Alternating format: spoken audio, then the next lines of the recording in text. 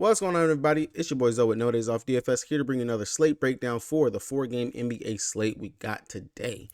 Thank you. Thankfully, it is a 4-game slate after having a huge 13-game slate yesterday. Having to be glued to Twitter to watch all the news with everything that we had coming out was ridiculous yesterday, but that is the name of the game really with NBA. Definitely 45 minutes, 30 minutes up to lock. You got to be glued to the screen because honestly, just the value that can pop up, open up with that, letting us get to studs. It is crazy how that stuff always drops and comes out. If you guys are new here and you guys haven't done so already, make sure you guys hit that subscribe button and drop a like on the video if you guys are getting any information out of this. But definitely hit the subscribe button. I see that about 70% of you guys are not subscribed that watch this stuff. So subscribe so you guys don't miss any stuff I'm putting out. Hopefully it helps you guys in some way, shape, or form. Last night, dropping the cores for it. Of course, if you guys don't know yet, we have switched over to Dub Club. Dub Club is now where we'll be posting everything.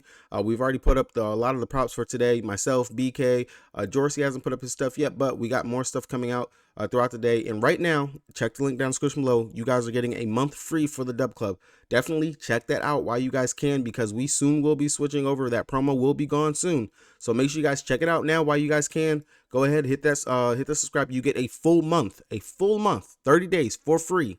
So definitely check that out. And then after that, it's only $10 anyway. We have two different packages. We have the DFS package, which gets you just the DFS stuff if you guys are looking for that, the betting picks and stuff like that. And then we also have a prop package where you just get only the props if that's what you want for like $5. The DFS package is $10. So definitely check that out if you guys are interested in that. But right now, promo, so you can get it all for free.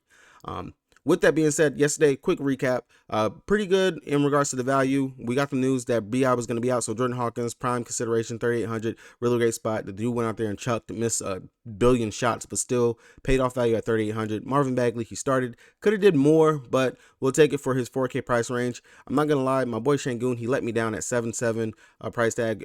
I don't understand what's going on with his minutes out there for Houston. Expected him to play more. Really seemed like they were pulling him off the floor when he should have been out there still. Was very weird, really funky, but still got us about 30 plus fantasy points. Really was hoping for that 45-ish game I expected from him. Didn't get that, but I'll take what I got from him.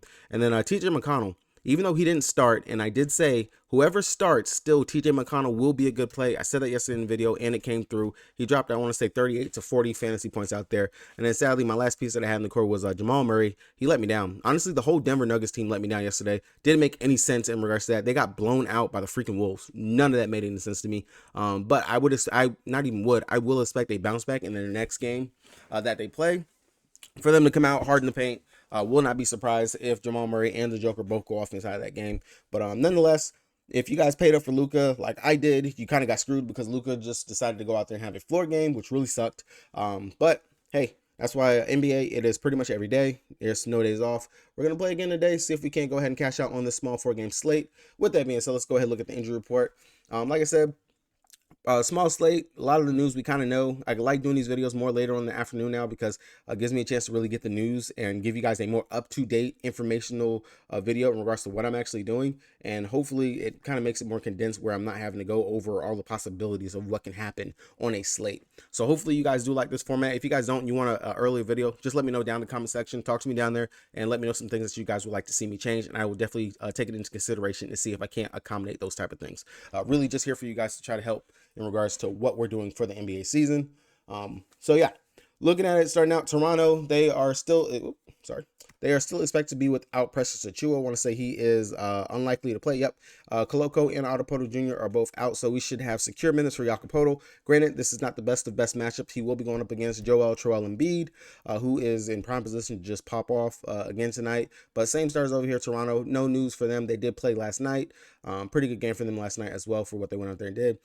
Philly, this is going to be the first day since the trade went down for them that they will be out there. I want to say that Marcus Morris or Markieff, whichever Morris brother it is available to play tonight, but Nick Batum will be out due to some family obligations, and someone else, whoever else they also got in that trade, should be available. But with PJ Tucker being shipped out, Kelly Oubre Jr. has shifted into the starting lineup, which is I think he was already kind of their sixth man anyway. So him sliding into the starting lineup really just a couple more minutes that he's going to get. Well, like I said, already playing that 6-man role, so really interesting just to go ahead and have him, just give him the full-time starting gig. Over here for Detroit, they did play last night as well. Alec Burke was a late scratch after lock, so I don't know who was playing him, but he got scratched after lock. Jalen Durham right now is a game time decision. They might have just held him out last night to get ready for the back-to-back, since they are going to go up against a more traditional big in Jonas Valanciunas tonight. But definitely we should have that news hopefully closer to lock. Definitely something to keep an eye on, because if Dern is out again, of course that's going to put Wiseman and Bagley back into consideration. Over here for the New Orleans Pelicans, we already got word that Zion will be out tonight, so there is no Zion. I would expect more than likely Larry Nance Jr. might slide into the starting lineup, or someone else, but we also need to know if Brandon Ingram will be out or not. That will be a lot of usage, and everything will be on the shoulders of CJ McCollum, who of course will be in prime position to go off and do exactly what Shaedon Sharpe just did last night. So definitely will be interesting to see what goes on in this game. Really need to know whether or not if BI is going to be in or out. That is the biggest news that we need for right there. Orlando, no news for them. For Utah, Walker Kessler popped up late on the injury report, but I do expect for him to play. San Antonio, no news for them. No news in regards to if Wemby is going to be limited or anything like that, because the Spurs, they do play again tomorrow, so they are on the first end of a back-to-back for them. And then for Phoenix, it's looking like Devin Booker, he is a toss-up, might actually be able to play today. Really up in the air, but we will definitely get that news way late after everything is locked. So definitely some consideration of we got to figure out what we're going to do in regards to if he's going to play. Right now I'm seeing a lot of his lines on the books, so I would expect that. Of course, Vegas, they're very sharp with everything that they have. They're expecting for him to play, so I'm going to go with the likelihood that Devin Booker is going to play. Sites like Prize Picks Underdog, of course, they're holding out on a lot of the props in regards to the Phoenix side, and they've given us some of the scrub guys for San Antonio. Not everything for them, because of the fact that Booker is that game time decision. So hopefully, if you guys pay attention to Vegas, if you see some of the lines moving or some of the players actually up, that'll kind of give you an indication of what's going on in regards to that, if they actually got a tip off of what's happening with Booker. But Vegas, they know a lot of the stuff before we even know what's going on, and you'll see those lines change. And that's one way you can kind of predict how the what players are playing and stuff like that whenever it comes down to it. All right, heading over to DraftKings. If you guys don't got an account and you guys want one, check the link down in the description below so you can get that deposit match bonus and join me over here on the King. Real quick, gonna just go through this really. Again, small slate. I'm going to try to keep it pretty simple for each team, about 2-3 minutes going over them. Starting with Toronto, like I said, they played last night. All these guys are firing all cylinders. Best play on this team is going to continue to be Scotty Barnes. We just seen this matchup 2 days ago in regards to, well, 2-3 days ago, regards to it. Went out there, Scotty, 37 minutes, dropped 46 fantasy points. Looked very good. Prime position to just go ahead and do it again here. I don't hate it, don't mind it. The usage that he has, triple-double upside, rebounding, scoring, all of it, it is in his hands. He looks very good out there. I like it. Again for Scotty, and 8,200, he's not priced up enough. Granted, now they are finally giving him respect because he was in the 7K range for oh so long, but still Scotty's really great play right there. Will still not mess with Siakam. 8.7 price finally is coming down. Actually finally dropped a 45 fantasy point game at 9,200, and then they finally dropped his price down. I'm not too interested in Siakam here in this position, this spot, but definitely you can take a chance on him if you want to mess with that. Not something I'm looking at. I will look more towards Dennis Schroeder. I do like him here, 6,200. Last time going up against Philly, went out there, dropped 42 fantasy points. I'm not going to expect that again, but the playmaking that he is bringing also to the table and the feistiness that he can bring on the defensive side, I do like the upside for him here as well. Another one that kind of goes under owned and no one really messes with is OG Anunoby. I know he didn't play the last time going up against the 76ers, but he definitely does have the upside to go out there. He can score with the best of them as long as he's knocking down his three-point shot, and he can actually bring it on the defensive side. We really haven't seen that great OG game, but definitely a sneaky play. And then, of course, Jakob Poeltl with no pressures Achua. His minutes are pretty much secured at the center position, but he does have a tough matchup going up against Joel Embiid. He played 25 minutes the last game going up against him, only picked up 2 fouls in that game, 20.25 fantasy points. Keeps his hands to himself, can defend pretty decently. You're not going to stop Joel, but at least just limit him. Definitely could see at least a decent amount of minutes for Jakob Poeltl, and at 5'9", that is a pretty nice juicy price tag for him as well. Over here on the 76ers side with no Harden, we already got that shipped out. We already have seen and we know what the 76ers are going to do, who everything is going to run through. It's Tyrese Maxey and Joel Embiid. Joel Embiid is literally the best play on the slate, top stud. Don't worry about Wemby, don't worry about Lauri Markkanen, don't worry about Kevin Durant. It's Joel Embiid. Should go out, be able to go out here again and smash against this Toronto Raptors squad, who, of course, is the last team that he played. Went out there and dropped 81.25 fantasy points. I'm not going to expect that again. I would expect more towards a 50 to 60 fantasy point game from him, especially if he's able to get his scoring. If he's able to get to the free throw line like Joel normally does, how he's consistently, he practices getting free throws anyway, as is. So definitely don't mind going to Embiid here. again, as a play, top stud on the slate for me personally. Tyrese Maxey, of course, him as well, dropping 53, 57, 47 fantasy point games. The usage is going to be there for him. Another player don't mind, going to play a shit ton of minutes. So you can go with, can't go wrong with either one of the main two guys over here for Philly. Tobias Harris, Kelly Oubre Jr., both of these guys, considering you can go to them, they're 1A, 1B. I would put Kelly over Tobias Harris because Kelly is the better fantasy point per minute producer for his price. As long as the shot is falling, he's actually getting it going. He dropped 33.25 fantasy points going up against them the last time that they played. Don't hate that, don't mind that for Kelly here, again, for him to be able to repeat pretty much. And then outside of that, not really going to mess too much with the bench. Don't think you have to. If you want to, you can mess with maybe someone like Melton. He is going to be the starter out there. And until we see the rotations and stuff shake out for them with the new players that they got, I'm not going to mess too much with the bench.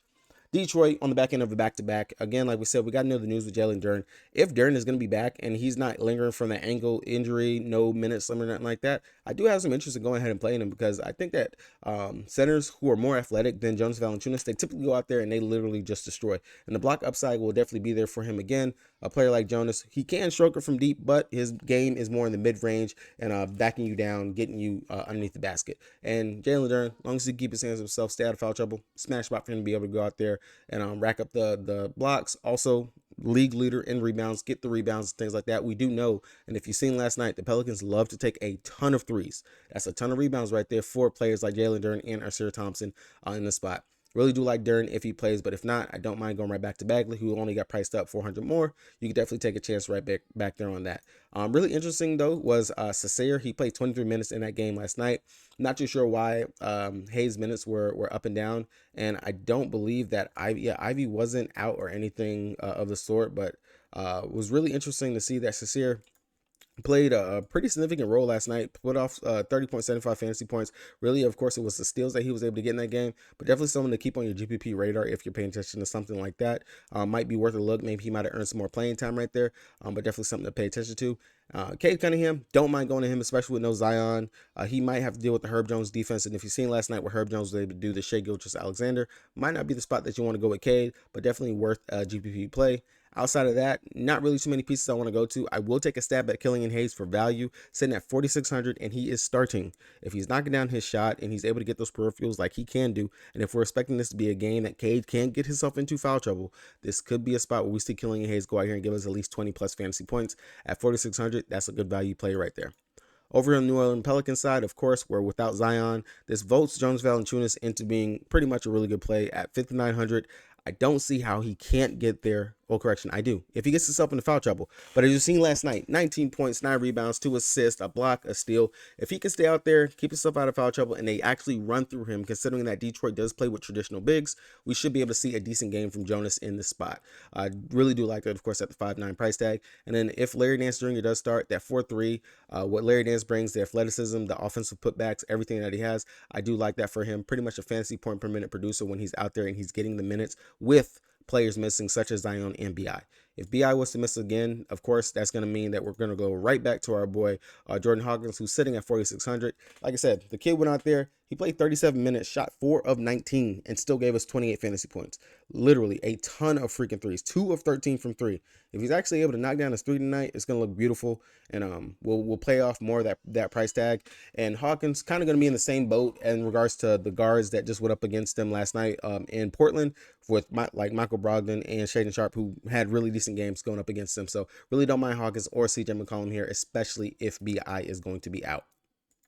All right, Orlando taking on Utah. Orlando, I really do have some interest, actually. This is probably going to be the first time that I will ever, well, not even ever, will actually endorse playing Paolo, for at least for the season. Paolo, he has a pretty decent matchup going up against John Collins over there on Utah at the power forward position. We've seen the last couple of power forwards going up against them. They've all eclipsed over 30 plus fantasy points versus them in this matchup. So I definitely don't mind taking Paolo here, sitting at the 7.3 price tag, really comfortable, really low for considering that he was priced up, close to 8K to start, well, over 8K to start the season. Has definitely dropped down slowly and dropped down even more after his last game where he put up his best game of the season going up against the Clippers. Now in a spot that should be a pretty fast-paced game, back and forth. And this could be the game that he finally actually puts it all together in regards to the rebounding, the playmaking, and also having a decent scoring night. I don't mind looking at Paolo here tonight right there. Franz, he's going to draw that Lauri Markkanen matchup at the small forward position. Now, I know Franz, I've always said that he is the better player between him and Paolo, but I cannot deny the defense lockdown that the Utah Jazz have actually put on the small forward position. And after what they did last night, man, I'm just steady shaking my head at that right there. But opposing small forwards going up against the Utah Jazz, they haven't faced too well. It's been a pretty decent matchup in regards to what they've done. But if you want to go for a GPP and hopefully hope for the upside, definitely don't mind looking at Franz either way. Wendell Carter Jr. sitting out here at that center position. Center's going up against the Utah Jazz. It's been up and down, honestly, throughout the season. Don't mind Wendell Carter, but he is technically like the lowest usage player out there for the for Orlando, even though they have Markelle Fultz, Jalen Suggs, like they just have too many guys, too many mouths to feed. So definitely don't mind not messing with Wendell Carter Jr. Way too much. And then Suggs would probably be the last other player that I would actually consider and even look at because he does have a pretty decent upside. For the Utah Jazz, Lauri Markkanen, of course, he's going to be in play. John Collins, Clarkson, both those guys are in play. And then off the bench, Colin Sexton, don't mind him at the 4-4 price tag. He's going to play at least close to 20 plus minutes. Definitely has the upside to get you there, especially if he's able to get his shot to fall because he's out there to score. That's all he ever looks to do. San Antonio Spurs taking on the Phoenix Suns. This is the playback of what we recently just saw. Wemby went out there, got the game clutch bucket to help them win the game. Definitely don't mind going back to Wemby, but again, like I said, they are on the front end of a back-to-back, so it'll be interesting to see how many minutes he actually plays here in the spot. Don't mind if you want to pay up for him. He's sitting at 7-9. Really, for me, everyone over here, I probably might mess with Shohan or Trey Jones off the bench. Trey Jones, he's been pretty consistent. 3 games, at least 20 plus fantasy points, sitting at that 4-8 price tag. Don't mind it, but I would expect the Suns to actually come out here and have some type of identity, something, and try to smack and blow the doors off of the Spurs. But outside of blowout script aside, Zach Collins would probably be my favorite play over here for them. Very consistent in what he's putting out there. I wish he was rebounding a little bit more. Was actually surprised to look at his rebound numbers when I looked at it, but he is doing everything else in regards to bringing it on defensive side and some playmaking as well. So I don't mind looking at Zach Collins. I also do like his assist prop today, sitting at 3.5. If it's sitting at 4, I don't mind that. That just means we have an upside for push or for him to go over, possibly able to get the 5th assist. Do not hate that at all. But Zach Collins definitely in play. And if you want to mess with a Kellen Johnson or Vassell, that's okay. But Collins, favorite play for me over there. Over here for the Phoenix, if you're looking at it, I expect Devin Booker to play. He's questionable. That's pretty much just an upgrade. He missed the previous 3 games and blah, blah, blah. I expect Beal to actually play. Now, I mean, not Beal. I expect Booker to play. If Booker plays, that's a great GPP leverage play. You can go right there to Booker. You know they're not going to roll him out there if he's anything less than 100% because they really don't need to play him. And they shouldn't in order to have to win this game. Now, if he plays, that no one's going to want to play Devin Booker, like straight up. No one's going to want to play them, especially when we have other players like Scotty Barnes. You got Tyrese Maxey, Joel Embiid, CJ McCollum. If Brandon Ingram plays, Brandon Ingram, Lauri Markkanen, Paolo Bench. Like you have all these other players on the slate. No one's going to want to mess with Devin Booker, especially coming off the questionable tag, and they might think that he's going to be limited. But he's fresh. He's not doing anything. I'm pretty sure he's been out there shooting and doing whatever it is that he can. And you already know the usage is going to be between him and Durant because everyone else out there, even Nurk, whenever he's out there with them, is going to be low usage players. All those shots are going to be right there for Book, and he's itching to get back out there. So I don't mind taking a GPP stab at a low-owned Devin Booker. Definitely will take that over everything. Nothing wrong with going to Kevin Durant if you want to play KD paired up with that Joel Embiid as your 2 top studs. Of course, the 2 top studs on Slate. You could definitely run that if you guys are feeling that as a play. Outside of that, if Booker is going to be missing, then of course it's going to vote for Eric Gordon, Allen, Josh Okogie. All these guys will be in play once again.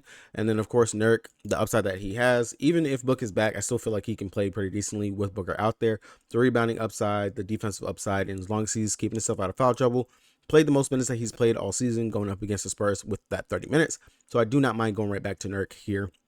Again. All right, guys, that's going to be it for me. That is the breakdown. Hopefully you guys got something out of it. Talk to me down in the comment section. Let me know your favorite plays for today's slate. Hopefully everybody catches out. Again, if you want my plays, my course, and everything, check the link down in the description below for that for the Dub Club. Peace.